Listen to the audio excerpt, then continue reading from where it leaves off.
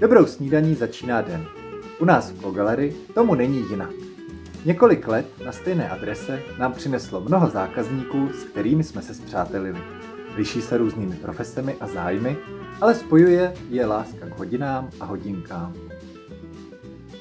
A kde vám je představit lépe než u snídaní?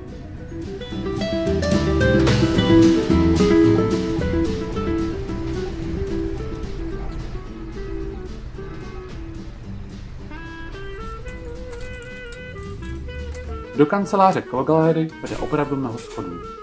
Možná mnohem víc jich musel překonat náš dnešní host. A právě Rytmus jej přivedl do Klogalery. Zkrátka ideální host, který pracuje s časem.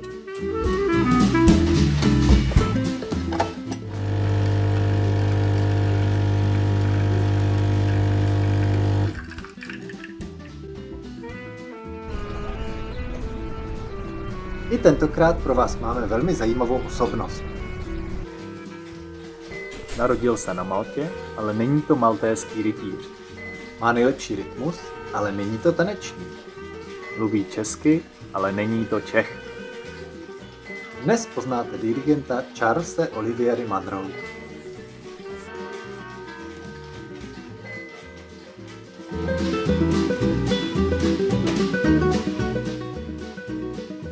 Ahoj Charlese, pověz mi prosím tě, jak jsi se dostal ke svému povolání? Od dětství jsem hrál na klavír, od 7 let. Nějak to byl součástí můj dětský život, vždycky klavír. Moje maminka byl malíška, můj otec byl zubař, profesor zubařství taky a hrál zároveň jako amatér na housle, potom na kytaru. A nějak to bylo v době, nebo jak jsem měl 18 let po gymnáziu, jsem musel rozhodnout, kde budu studovat dál. Buď zubařství jako můj otec. On mimochodem byl dekan univerzity v Toronto, takže to by bylo pro mě logický krok, jako nastoupit tam do takové prestižní školy, co bylo zároveň blízko. A já se pamatuju, jak jsem stál před domem s svým otcem a jsem právě mu ptal, co mám dělat, protože už to bylo ten kritický čas rozhodnout. On říkal, třeba ty jsi vždycky měl talent pro klavír a miluješ hudbu, tak proč ne zkusit fakultě v hudbě. To je super cesta.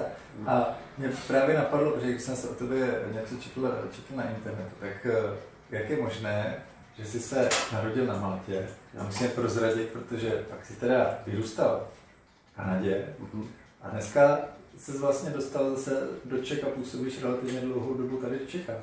To byl úžasný dobrodružství, můžu ti říct, hlavně na začátek 20. letech.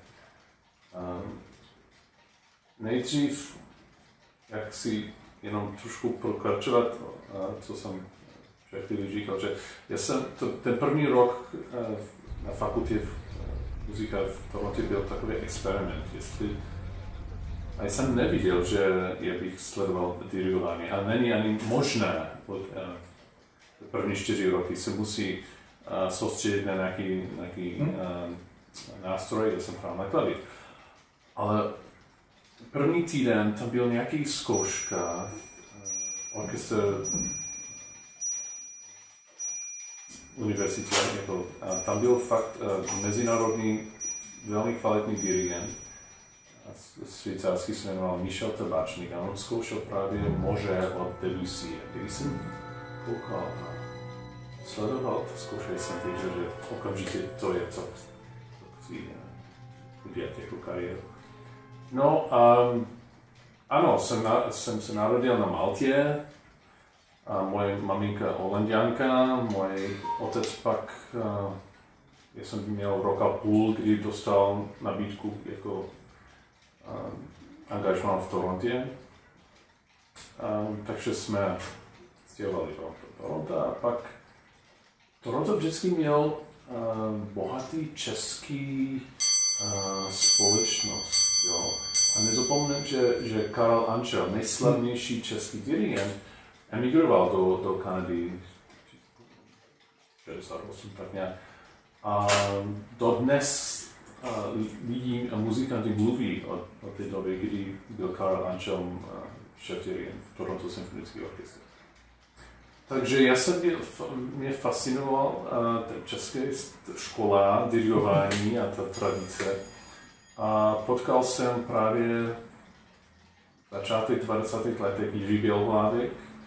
On byl hostující dirigent v Torontě a on mě doporučil studovat v Brně na Jamu. On mi říkal, Chelsea, nejlepší profesor. Teď je Otakar Tertlík, doktor Otakar Tertlík a on na Jamu, na škole Akademie muzických umění. Takže tam jsem studoval, jsem udělal magister tam v Brně, jsem pak absolvoval. Okamžitě jsem dostal angažmá jako dirigent Brněnské filharmonie. Pár let později pak šéf dirigent Severočeské České filharmonie v Teplicích a to začalo krásně zlaté doba pro orchestr, pro mě, pro celé město, můžu říct. Pro mě je na tom velice zajímavý to, že vím a dokážu si představit hudebníka, jak hraje na hudební nástroj, ale jak se to vlastně liší od toho dirigování, kdy ty diriguješ ty ostatní hudebníky.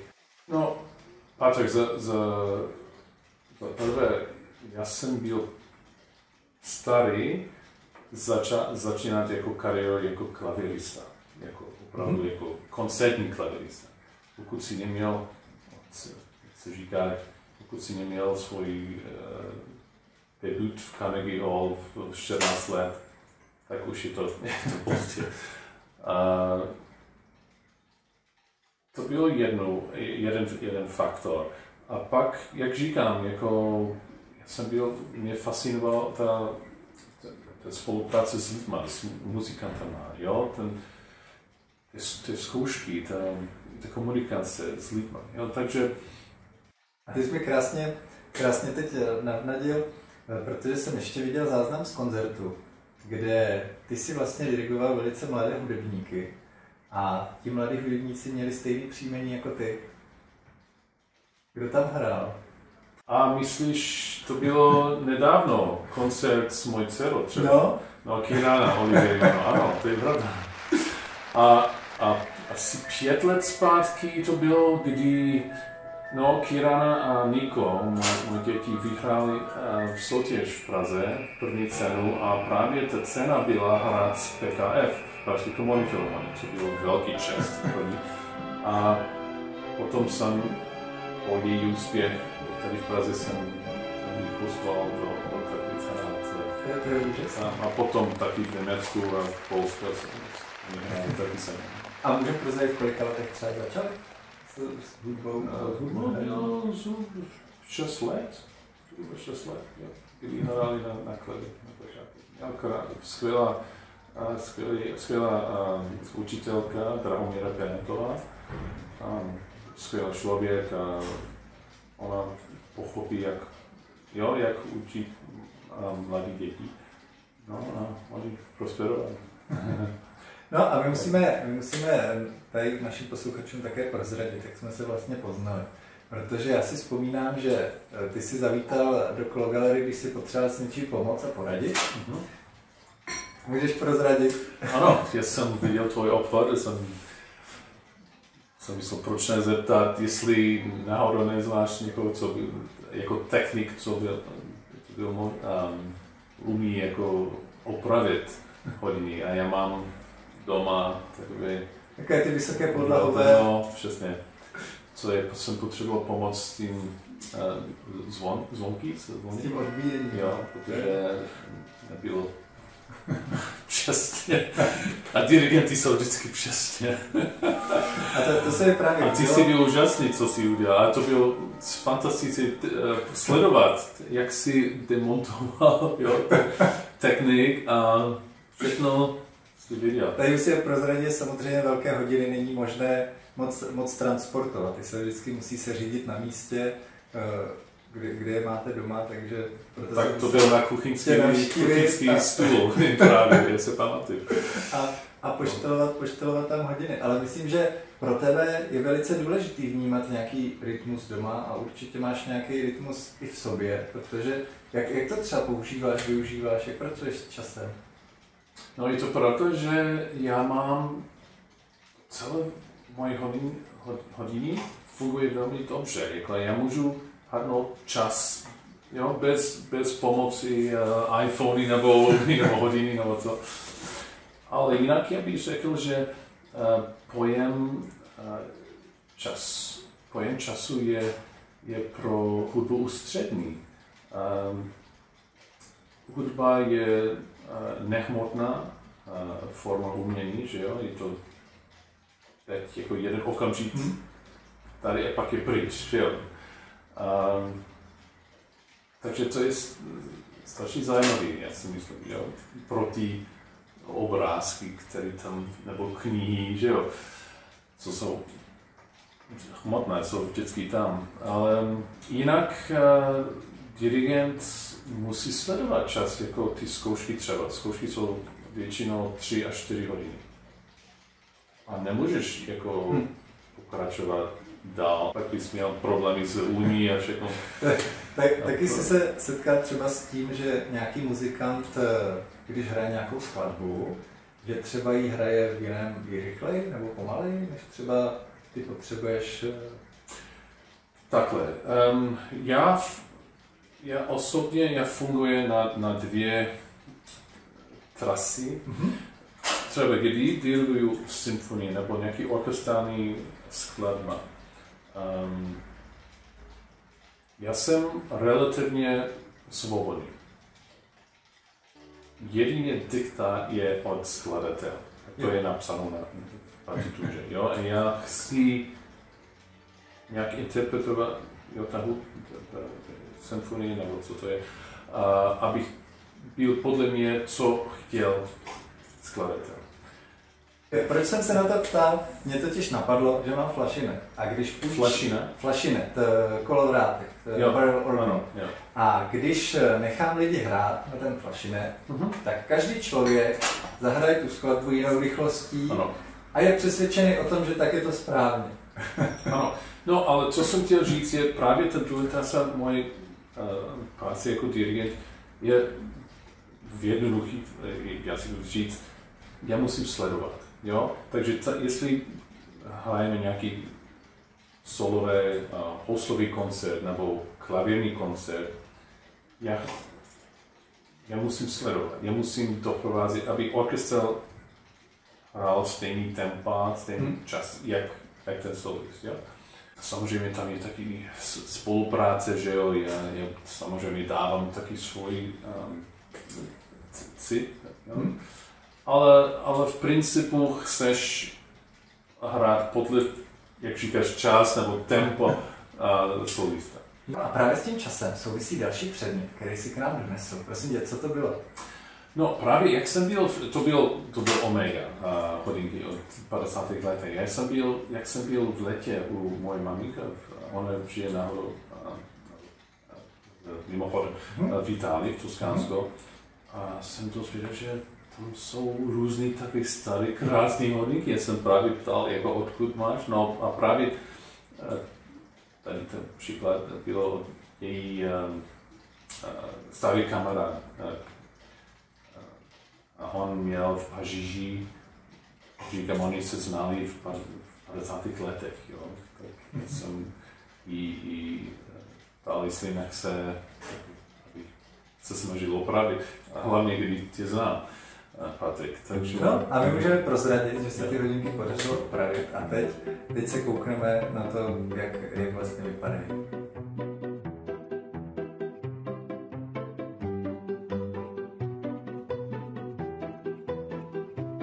Omega se stala jednou z nejznámějších a nejoblíbenějších značek hodinek na světě. Série Seamaster existuje v různých variantách již od roku 1948. Byla volně inspirovaná hodinkami, navrženými speciálně pro britskou armádu na konci druhé světové války. Díky svému vzhledu, praktičnosti i splnění náročných zatěžkávacích testů se hodinky staly natolik populárními, že jsou dnes vyhledávány ve specializovaných obchodech a na aukcích.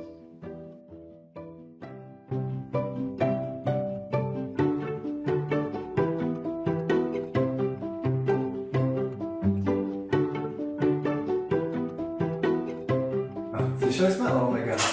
A mě ještě v té souvislosti napadla taková závěrečná otázka. Už jsi někdy dirigoval v orchestru nějaký hudební nástroj nebo třeba předmět, který není úplně standardní? Absolutně ano. Tam já můžu ti říct tři zkušenosti, co jsem měl. Jedna je to nástroj, ale není typický. Alphorn, švýcarský dlouho. Párkrát jsem právě s někým, Arkady Šlikovr se jmenuje, on je skvělý muzikant, hrál dřív na Lesní roh a teď jen pouze jako solista na Alphorn. Potom balalajka, tam je skvělý zase, je to velké tradice v ruský svět, Ukrajin, Bělorus hrát na balalajka, ale ne pro nás jako v západě, kde je spíš takový folklorický nástroj. Právě tam se učí v univerzitě, jako opravdu, nebo v akademii muzické. Takže oni to berou jako vážný nástroj. A potom psací stroj. Leroy Anderson napsal skladbu pro psací stroj a orchestr. A můžeš to najít na YouTube, je to strašně legrační skladba. To je úplně úžasná skladba, úplně dobře napsaná. A vypadá to tam super. No. A ještě když to člověk vidí na tom videu, je důležité vidět i to video. Určitě se koukněte, já myslím, že to dohledáte určitě. A není to vůbec jednoduchý jako záhrad na psací stroj. To není jako klavír, je to jiná technika. To se musí určitě i nějak jakoby naladit, aby prostě ty zvuky tam byly takový jako si pan Anderson vymyslel, že? Aby to hezky pasovalo. Ale napadlo mě, že jsem byl na nějakém orchestru, kde zase to byla moderní skladba a tam bouchali vlastně poklicema od popelnice zase. Že tam přímo bylo napsané. My bychom měli možná někdy vymyslet flashinet. Nebo flashinet, no. do orchestru, aby tam zahrál nějaké solo. Já myslím, že jsem se dozvěděl moc zajímavých informací. Jsem moc rád, že jsi nás navštívil u nás v Klub Galerii. Ráno se stalo. Doufám, že ti teď hodinky budou dělat jenom radost. Určitě. Ty teda na ně moc koukat nemůžeš, protože když diriguješ, máš svoje hodiny, takže nepotřebuješ moc hodinky. I když tam je vždycky 100 hodiny na zde, že? Už zkouším. Tak určitě si u nás něco ochutnej, ať si taky něco nasnídáš. Děkuji.